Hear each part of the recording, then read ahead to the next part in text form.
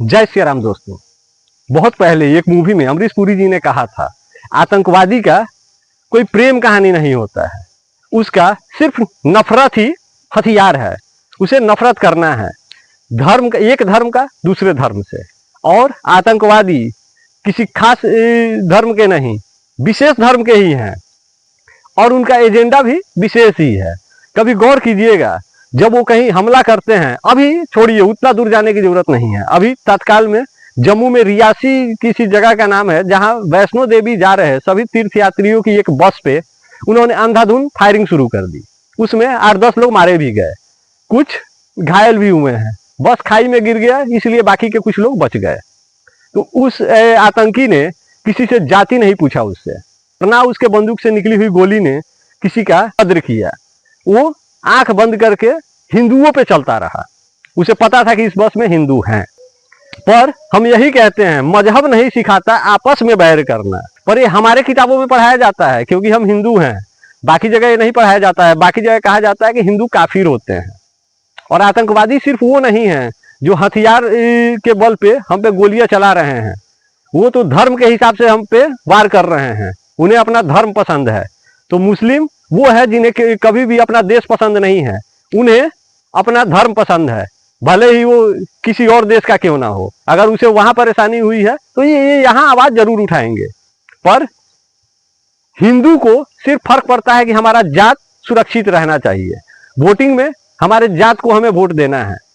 तो याद रखिए, आतंकवादी सिर्फ वही नहीं है, आतंकवादी हमारे नेता राजनेता भी हैं।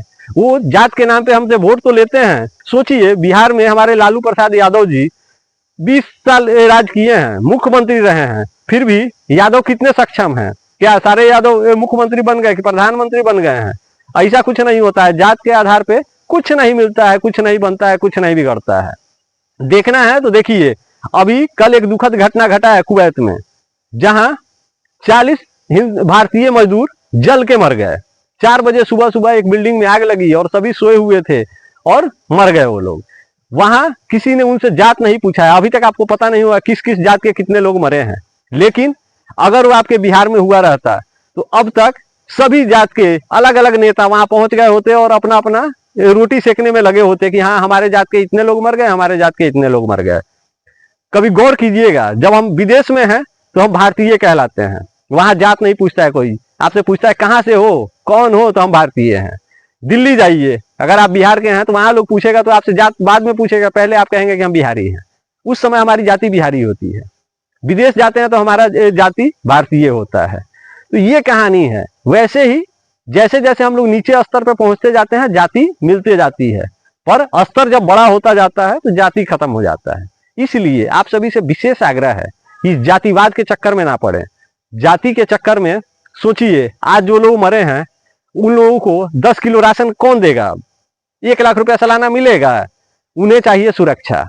और ये लालच के चक्कर में क्या कीजिएगा, 1 लाख रुपया मिल भी गया होता, लेके जा रहे हो आतंकी, कोई ठोक देगा आपको।